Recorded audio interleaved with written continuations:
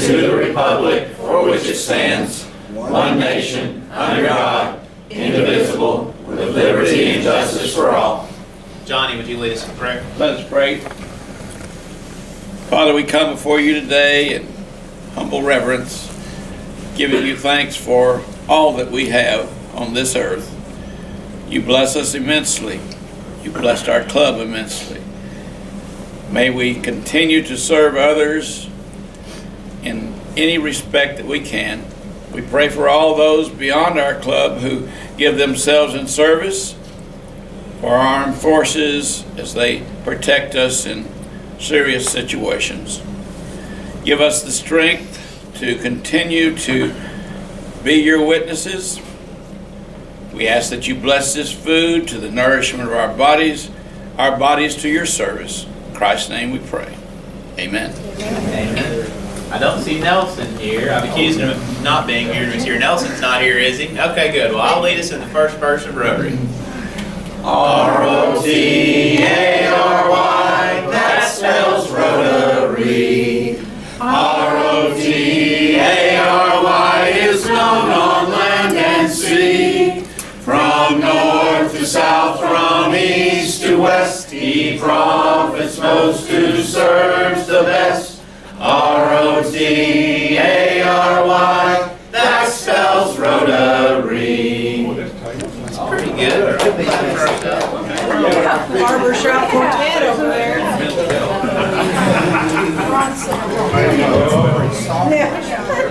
I don't see any birthdays, club anniversaries, or wedding anniversaries in that DB.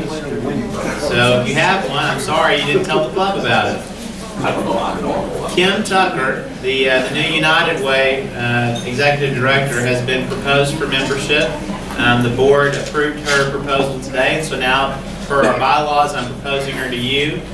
You have a one meetings time. It'll actually be two, since we're not meeting next week, to tell us if you object to Kim coming on as a member, but otherwise she'll be a member in short order. RILA applications are in. That's the Rotary Youth Leadership Academy. The board just met, and we are sending 5 students to RILA. If you are interested in sponsoring or contributing to the students who are going, any amount we're willing to accept. It's $275 a student, and we're happy to send them if not. But if you're interested in sponsoring or contributing, please let Amanda or me or Dennis know. I know you've sponsored one. No, that's not what it's about. And thank you for doing that. In addition, we will be asking later on for Rotarians have to transport them down to the camp and return them. So not today, but we will be asking for volunteers. And people who've done that in the past find it to be just a very valuable, good opportunity to serve. Sorry. Oh, no, thank you, Brenda. And Donna has a van, right? So it's easy to take them all in one trip. That's what she did last year.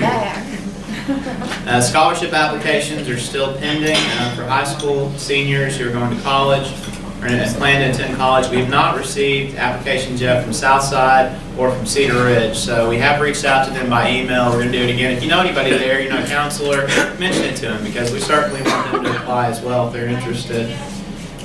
This Thursday we have the foundation banquet at the Clinton Presidential Library. It's going to start at, there's a reception at 5:30 or 5, I think. Is it 5? Yeah, but we don't go to that. Yeah, we don't go to that apparently. So never mind, don't go to that. We're going to go to dinner at 7. You need to be there by 6:30.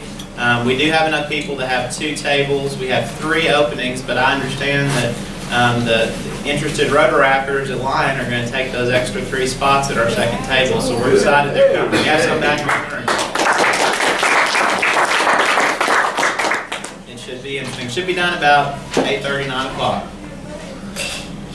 March 17th, trap shoot tournament. Amanda, do you want to say anything about that? She's done an excellent job. Sounds like we're moving forward and everything's in good shape. Yeah, we're just moving forward. I just need everybody. I emailed out the trap flyer earlier, and I laid some black and white copies on the tables. I just need everybody to really try to help me push those into the community and with your places of business, put those up in the windows, and try to get everybody to sign up for a team.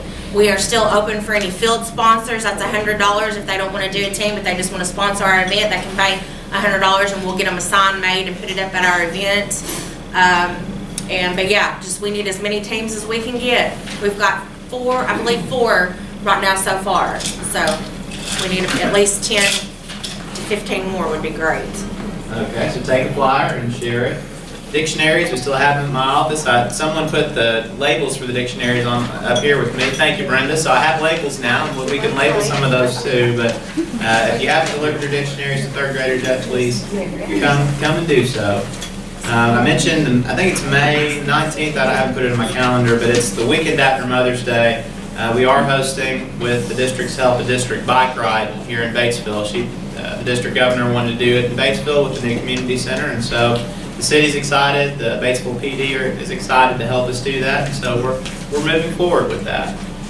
So that's something that just know it's happening. The Rotary Leadership Institute begins in March.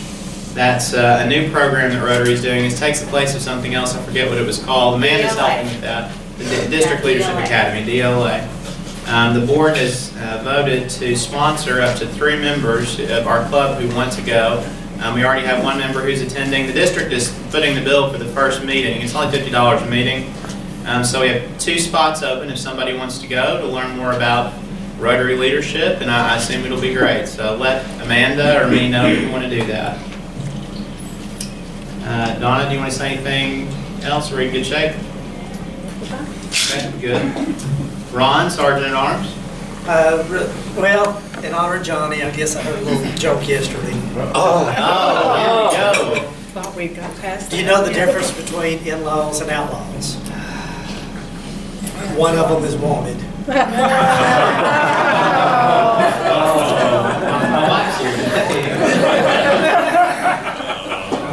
I said in Johnny's honor, not yours, y'all.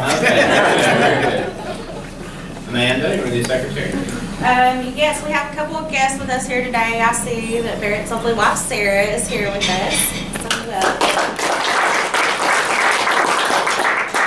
And Lyon College, we have a couple representatives from there. If you guys don't mind standing and introduce yourselves to us, just again, I know you've done it 5 million times, but. My name is Zach Cole. I'm the board member for the finance committee for the Rotary that we're trying to get started. My name is Jordan Gower. I'm the vice president of the Rotary Club that we're trying to start. All right, welcome. And I see a couple of students from Batesville High School. Y'all don't care? My name's Mallory, and I'm with Batesville Student Council, and I went to Rhino last year, so thank you for sending me. I had a great time. Good. My name's Hannah, and I'm with Batesville Student Council. Great. And I've got a card here from Dwight. Dwight just wanted to let us know. He said, the memorial that you made in honor of my precious mother to Tunstall Cemetery was greatly appreciated. Your cards and kind words over the last 3 weeks have helped me through a very difficult time. Your kindness will forever be remembered, Dwight. So please continue to keep Dwight and his sister Laura in your prayers after the loss of their mother. They could really use them. Like Barrett kind of touched on, the RI banquet is this Thursday night. I have several that have signed up to go.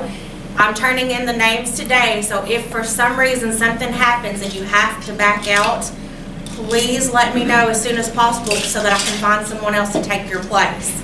Because this is already prepaid, so we want somebody to go if you can't. So just let me know if you cannot go if something happens. Otherwise, you have to change your name to go. Yeah. And the trap shoot, like I said, just helped me to get those teams signed up.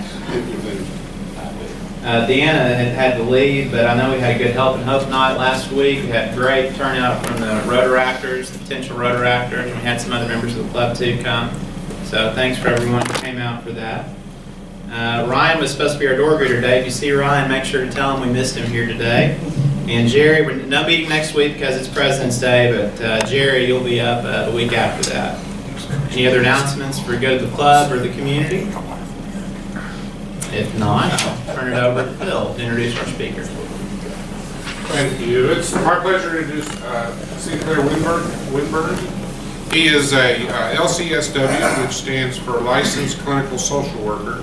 He's also Director of Mental Health Services or Behavioral Health Services at Wright River Health System, and he is going to talk to us about the mental health crisis and the resources that are available in our area. Thank you, sir. I'll go ahead and come on up here. Now, if y'all don't mind, I'm going to keep my drink handy because I've got a little bit of a scratchy throat. I don't have the flu, so don't worry. I know everyone's probably like, oh, good grief, but don't cough on me or whatever. I have lingering allergies year long, so that's not unusual for me. So I appreciate y'all allowing me to come out today and speak to everyone. Mental health is a topic that it's popular right now in the media because of shootings and because of all the attention brought to it from those things. And then there's definitely a crisis in this country. So I love getting a chance to talk about it anytime I can. I'm very passionate about it. I am an LCSW, as Phil said, which means that I'm a psychotherapist with more emphasis on psycho than therapist. But hey, as mental health folks, we got to be a little bit crazy to be into it because human beings are consistently inconsistent and they are difficult. Sometimes they go through difficult times. We all do. And so dealing with human beings' problems is messy, and it's a difficult affair, but at the same time, it's very rewarding whenever you're able to see positive results. I want to talk a little bit today about the services that we provide, but before I do that, I actually want to talk about some of the problems that we're seeing. One is suicide. Most people don't realize that there are more suicides typically than homicides, and in Arkansas, you're 3 times more likely to commit suicide than actually get killed by homicide. That's something that people don't realize because you don't see it as much on the media when someone kills themselves, unless they're someone, more of higher prestige or such. A lot of times no one wants to put that in the news, and it may be a backstory or such. So people don't realize that suicide is a serious issue in our state and in our nation. On average in Arkansas, 1 person dies every 15 hours from suicide. Is that not insane? That's not something that you think about. Someone takes their life. This is just Arkansas. The national stats are even worse. We have about 600 per year, 19 per 100,000. When you think about that, that's actually a pretty high percentage. It's the second leading cause of death for ages 25 to 34. It's the third leading cause of death for 15 to 24. So again, these numbers are it's actually staggering. And so in Arkansas, there's at least 2 to 3 times more likely to die, by suicide than homicide. It's just nuts. And because of that, there is a pretty significant mental health crisis.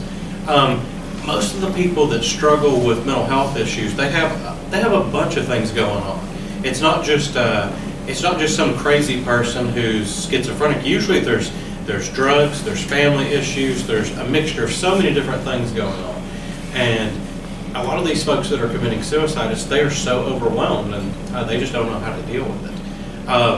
On average, we're getting in our emergency room here in Little Batesville, Arkansas, we're getting at least a couple a day of people that come in and either they're brought in by the police or by their family members, or sometimes they come in voluntarily because they realize, I don't want to hurt myself, but I'm thinking about it. So we're getting a couple of these at least a day. We're getting overdoses from drugs, whether intentional or unintentional, every single day. There's unfortunately suicides in our community. There's unfortunately people that we try to treat, and there are some that we don't reach. The good thing is the majority of people, when they reach out for help, when they're starting to feel suicidal and having these issues, the majority of the folks do better. Just by reaching out and getting help, most of these folks, you'd never know it, a few years down the line. So that's kind of one of the major issues we're seeing is suicide. Now, homicidal folks, that's another thing that the mental health community tries to deal with. Now, I was actually talking earlier with Aaron, and we were talking, there's a difference between evil and folks that have mental health problems. That's something that the media is struggling with right now. It's a serious problem because you're seeing all this attention brought to shootings and such, and then the first thing people say is we need more mental health services, which I agree. We absolutely do. But there's also a line between someone who's truly mentally ill and evil. And that is a difficult line, and that's something that sometimes the courts ask us to get involved with and make these decisions. Sometimes folks go to the state hospital, and they have what's called a forensic evaluation to determine is this evil or is this, mental health. But because of all the people that are considered homicidal, that's considered a mental health problem. The jails don't want to take people that are suicidal, homicidal, or like hearing voices and psychotic. They generally want us to they want us to assess them first and figure out what's going on. So homicide is a big, people that are having those thoughts, that's a big issue. And we get a lot of people that come in and they actually voluntarily, we got them, it's funny you said that about in-laws earlier. We actually had a guy last week that came in and said he was thinking about killing his wife, but he couldn't make up his mind if he wanted to kill his wife or his mother-in-law. And I actually thought about that, and I thought, you know, that's actually not that irrational. You know, you get a bad month. We could probably all get there. I mean, I've never thought about it with my wife, but I've had a fleeting thought about my mother-in-law a couple times. She's not around here, so I can get away with that, and it is more joke. But you know, he didn't want to actually act on it. But he was honest, and I'm having these horrible thoughts, and I need to get help. I need to talk to someone about it. There's a big difference between that and someone that's actually, you know, they're a straight criminal, and all they want to do is, you know, they're going to go commit murder and such, and it's not a matter of wanting help. And I mean, there's a different mental state there. So that's a tough thing that society, we're having to try to navigate and help these folks. And again, that's a very messy area. Another thing, big issue with mental health is something that we're seeing more and more of because of drugs is more of the psychosis, the psychotic thought processes and such. And that's where, I mean, basically it's just someone that has, whether through drugs, schizophrenia, bipolar, you know, whatever their mental health condition, their brain is not functioning correctly where they're not seeing reality. They may be hearing voices, they may be thinking the FBI is about to beat down the door. There's actually a gentleman that some of you may see at Walmart occasionally go in and start screaming that the FBI or the CIA are after him. About once a week he's in Walmart and has a yelling fit, and he's well known in the community. He's harmless. He wouldn't hurt a fly. But at the same time, you know, he has some of those mental health issues. But again, when you think about someone that has schizophrenia like that they believe the CIA is after them, what's messy is when you add drugs to the mix. Then it's very difficult to tell what's going on. Because if any of you go shoot up methamphetamine after this meeting, you might get a little paranoid and crazy and think that, you know, there's voices in your head and demons and all this because of the drugs. And so it's really difficult to differentiate. So we've got our hands full now trying to deal with all these crises and all these issues and how they all interact. We probably all have family members that we either think they're crazy or we know they are. You know, and we know people that are dealing with some of these issues, whether, like I said, drugs, mental health, because it all starts overlapping. And then there's kind of the more lesser areas of people that it's not quite as dire, but it can be. It's the stuff that you see that we all go through, and we all go through times where we have some depression, some anxiety. You know, there's not one human being that doesn't deal with grief and loss. You know, earlier it was mentioned, you know, about a person that had passed away, and, you know, thinking about their family. Well, all of us have mental health difficulties whenever we deal with grief and loss. And so mental health it encompasses every aspect of life, and it's becoming more and more acceptable to actually admit that, hey, I'm struggling, I need to talk to somebody. And so that's one good thing. Society is opening that door more and more. Now, there's also a negative part too. Society is getting worse and worse. Our personalities and such are getting worse and worse, and it's making it even that much messier. Our families are more and more broken than ever. And the impact of that is we've got a lot of people who have a lot of difficulties and a lot to work through. One of the ways we try to target that is what we do at the hospital. I'm the director of behavioral health.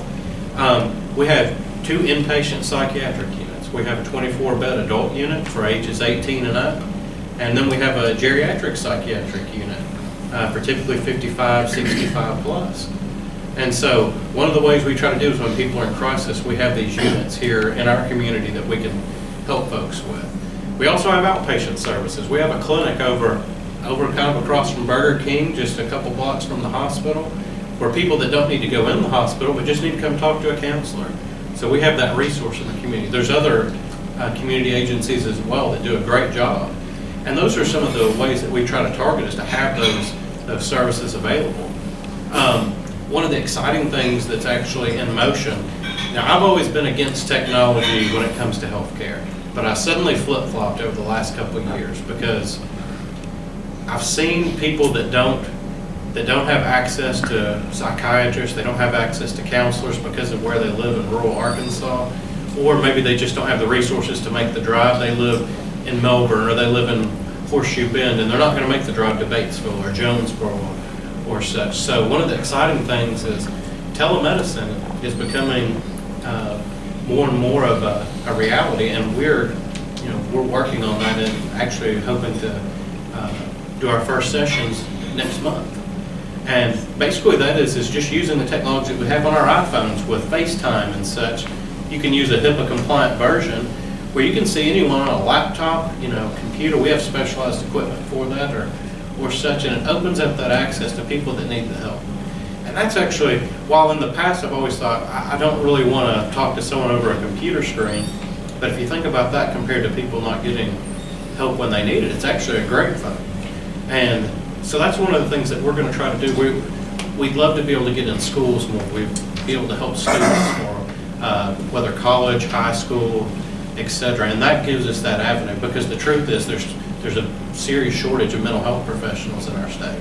And especially once you get outside of the Little Rock, Jonesboro, get outside of more of the larger cities, Fayetteville, it's hard to find them. I'm one of the only LCSWs in this county, which is bizarre to me. I mean, there are a lot of counselors, but there's very few independently licensed LCSWs that can practice and do it. I'm in administration, so I'm not even that helpful. I deal with crisis all the time, but I'm not seeing folks. So again, a good way we can deal with the shortage is by being able to see people in that manner. That means with our clinic up in Cherokee Village, someone could actually be seen at our clinic that's over by Burger King.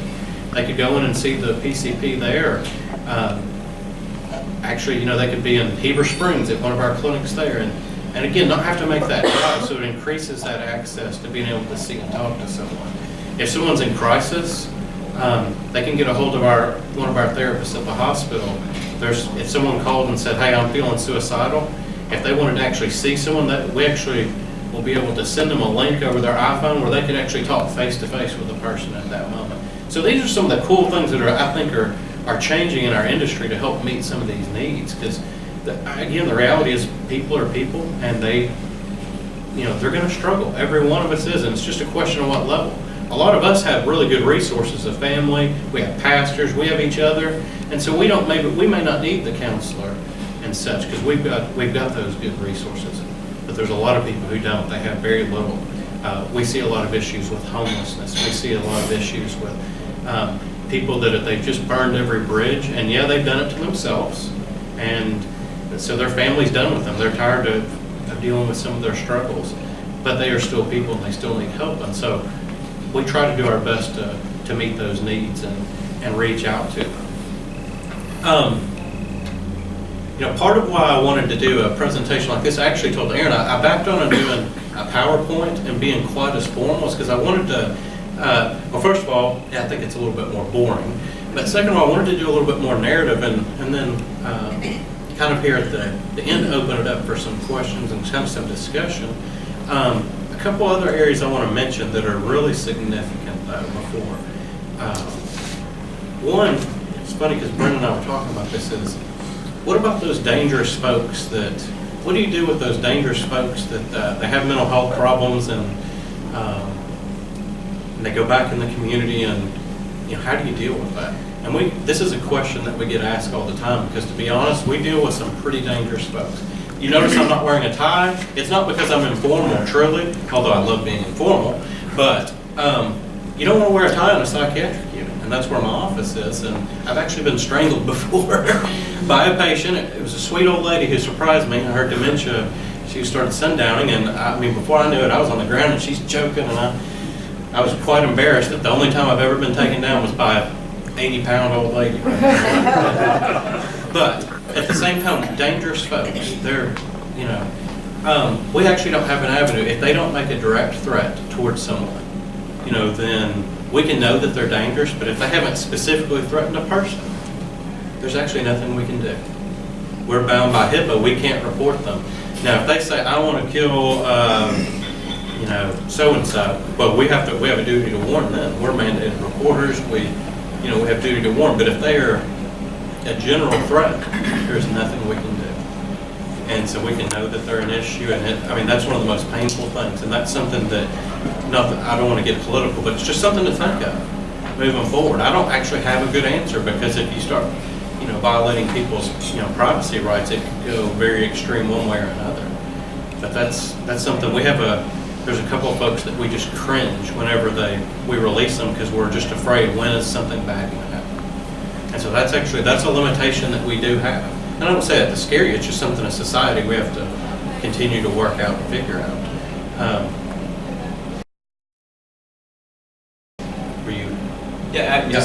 Isn't it true though, if the family members knew that someone was dangerous, they could then report it to the police? The police can go through a civil commitment proceeding. It's just the hospital can't report it because of privacy law. Right. It has to be a specific threat. And so, I mean, that is, and a lot of family members don't realize that they actually can go through a civil commitment process. And talking about in-laws again, did you know you can actually, any one of you can go petition the court to commit someone? So anyone that has reason to believe that someone is in danger or a danger to themselves or others because of mental health problems, you can actually file that. All you got to do is go to the clerk's office, get the form, fill it out, file it, and the prosecuting attorney will have get it with the police to pick that person up, and they'll have court to determine, the judge will rule on whether or not that person needs to be committed. It happens all the time, but a lot of people don't realize that option is there.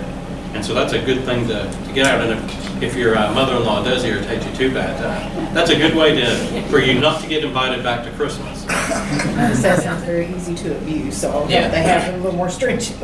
It's actually, the judges are very much side on in terms of making sure that someone is a threat. They do not just lock someone up for no reason, that's for sure. There's times, actually, to be honest, I'll get frustrated because when I have to go testify in some of these cases, you just have to keep presenting more and more evidence and stuff, but they're doing a good job to make sure that doesn't get abused. So that's an area that I kind of just wanted to bring up. And then the social media. I always get asked about mental health and social media. That's just a really hot button thing. I was going to show a video that actually goes over Facebook, depression, but again, I think that's something that, as opposed to sitting and watching, just have a quick discussion there. Most people do not realize how harmful social media is. I think those of us that are paying attention to it can kind of see it, and probably a lot of us in here,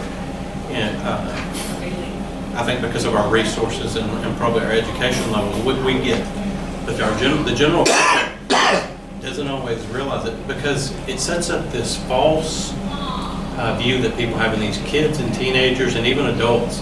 They see it and they think that social media is real. They see all these people and you're seeing them on their best day, and half the time what's posted is not even real.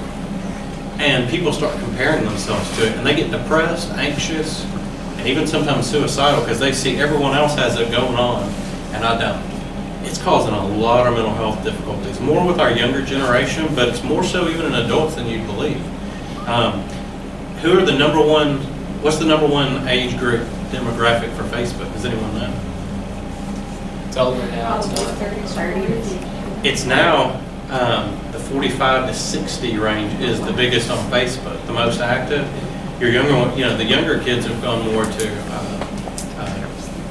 Twitter, Snapchat, all the there's a bunch of different ones and such, and but that actually kind of blew me away, is that more of the demographics are changing and stuff, and so it's something to consider, and that's something to get out there and educate, whether it's students, other adults, but is to be mindful of that because the comparison factor causes a lot of mental health problems, and so there's a lot of studies going on right now, and there's a lot of information that's starting to come to support that, but one of the things, going back to our telemed project that we have going at the hospital, that's another thing that we can do with it as well, as opposed to just seeing patients, say at a high school or at a clinic somewhere else. We can actually do some education across the state.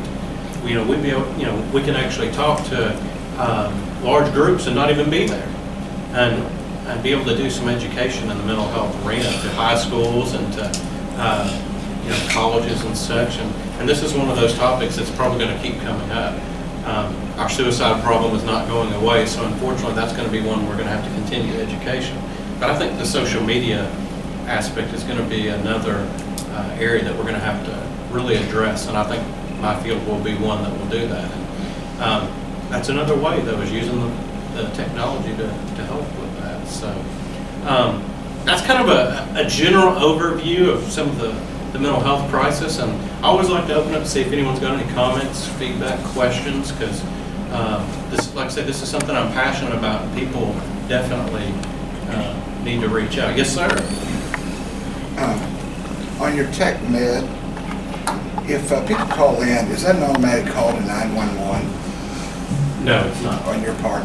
Not necessarily. Depends if they're, what we have, like, our therapists are trained to identify imminent risk. And so if it's an imminent danger, say, they say, I've got a gun and I'm going to kill myself. We're going to keep them on the line talking, and we're going to have one of our other staff members actually do a welfare check and get the police. So as an employer, if I have an employee call this line, and then they show up to one of our schools, and then we have to shut it down because there's this imminent risk, is it safe to say that, because we have to look at it whether the person is disrupting the educational process or not, is it safe to say that that imminent risk could have been misinterpreted, and we as employers would have to do some investigating on that before we made an employment decision? I think so. How would we go about doing it? Because you've got him, but you can't talk to us. Depends on how publicized, oftentimes in situations like that, it's not unusual for there to be more involved where you can actually get public information. And I'm not talking about the specifics of someone's mental health, but arrest records, you can look at a lot of public records and such. Usually you're ones that have major issues like that. You're going to be able to see other patterns. But as far as knowing really, really specific, no, there isn't a way there. You're going to have to be creative, and by looking at your public arrest history and such like that, and kind of reading between the lines. But there's a lot of times that stuff gets in the news, and you see it in our papers, and you can actually start identifying some of these folks. But ones that have mental health difficulties that stay somewhat functional, but they still have some major issues, they do slip under the radar, and that's something that, again, until privacy issues are resolved, I don't know that you're going to have a good solution there. One thing that can help employers is something that's actually a service we do have, as well as employee assistance programs. I would recommend businesses participate, whether that you can do it with your insurance company or through private providers such as us. But we use this at the hospital with our employees, so that maybe you don't catch them on the front end, but once you catch and you start suspecting that there's any kind of mental health difficulties, we refer them to the employee assistance program and have counselors evaluate them and try to help them through that.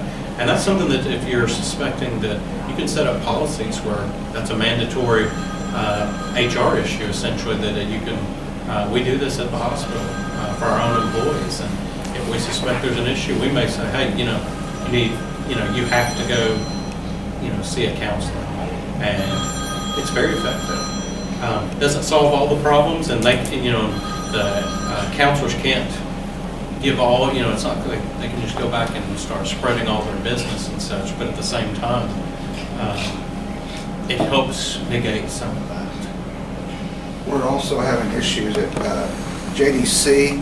A lot of minors are committed for therapy, and to get their therapy accomplished within the time frame they're there, or to even get someone available at all. Do you know if this telemed would be a possibility for minors in JDC where we could overcome time and space? There's one major issue with it, is that a lot of the minors that you're talking about have Medicaid. Medicaid has recently ruled that you can only have 2 visits per year. Well, that's a major issue that needs to be addressed. Medicaid is about the only insurance provider that actually is really giving a whole lot of difficulty with that. But unfortunately, that population is primarily Medicaid. Now, it's still a service that should be able to be utilized for crisis, even if it's a, quote, non-billable service. There's our community mental health providers can still use that to at least screen people and try to figure out, what's needed from there. But that's going to be an area that's going to cause some issues, is depending on who their insurance provider is. They're all wards of the state. I mean, these are kids that are in custody and juvenile detention centers. I mean, they're all going to be on state Medicaid, I would think. The majority of them, yes. Yeah. I mean, they would, because under 21, that's going to be pretty much automatic. I think there'll be legislation that will change that, because the access to care issues that we're already seeing with, to be honest, 50% of the people that we deal with that have the most issues with access to care are Medicaid folks, whether adults or children. And so hopefully that will be changed. And I think it will, just due to the fact that, again, it's hard for you, to get someone out there. And that's a way to solve that. So, anyone else got any thoughts, feedback? I have a question. Yes, ma'am. The last time I just went to see my regular physician, I was handed this quick form. I've been there how many times, and this quick form of, I guess, assessing mental health, suicidal thoughts, or stress and depression. It was a very odd questionnaire, because do you experience stress in your daily life? Yeah. You're human. Because I work and I've got kids and I've got life and bills, and then, have you ever felt depressed or felt, all of those responses, at times everyone's going to feel all of those things. It was really vague. I don't even really know why I was asked to fill it out. It kind of made me wonder. Maybe they thought I needed to, but it was kind of vague, and I thought, is there a purpose behind that through the hospital that's being put out there? That's actually one of the measures that we have to meet, is have a certain percentage of folks that's called a PHQ-2 or a 9. It's a patient health questionnaire, and it is geared towards depression and such. And we actually have measures where every single patient, we have to hit a percentage of every single patient to ask those questions. And one of the things that we're doing is, it may not be that you're having just full-on depression. You're going through life stressors. Is we're actually putting counselors in the clinics themselves, in the primary care offices, just for just short-term bursts. Hey, I want to talk to someone. I'm not depressed like I want to be on medications maybe, but I am overwhelmed with normal life. Can I talk to someone? And that's actually one of the things that we're in the process. We've started the pilot program at Batesville Family Care, and we have a therapist there all the time in the primary care office, that if someone's struggling, and say on that questionnaire it indicates that maybe there is some stress, a little bit of depression and such, they offer, hey, you want to talk to our counselor right now, today? You can, just to help you. Maybe you don't need counseling, but you just need to talk to someone to figure out, just today. Or maybe you want to set up and just have 3 or 4 sessions just to help get you, essentially give you a boost. And so that's kind of where that's coming from. Number one, it is mandatory, but number two, most people are struggling with some mental health issues at one point in their life. And most people won't go to a counselor, but they go to the primary care doctor. So that's a way to try to address some of those needs. So, really good questions. Thank you for coming. Let's give him a hand. And Mr. Winburn, if you would, just Amanda has a bucket over there. I'll pull a container. Actually, he's playing, so I'm gonna. Oh, he's playing. Never mind. Okay. Okay. All right. And by the way, we have a literacy campaign, so we'll donate a book in your honor. It's called Unlikely Angel to the local library. And I just want to mention one more quick thing too on that RLI thing, the district training leadership institute that we're going to go ahead and send 3 people to. Dennis is going to be one of the 3, and I'm a facilitator for that. So anybody else that wants to sign up, let me know. I'll be going, and you can ride with me to any of the events. Should be excellent. Okay, 231-8312. 8312. Did you win that? No, girl. Mr. Andrew, wouldn't you want 3 tickets with me? You cut in line. Y'all didn't start. Ladies first. Is there a counselor in the house? If she wins this, there need to be.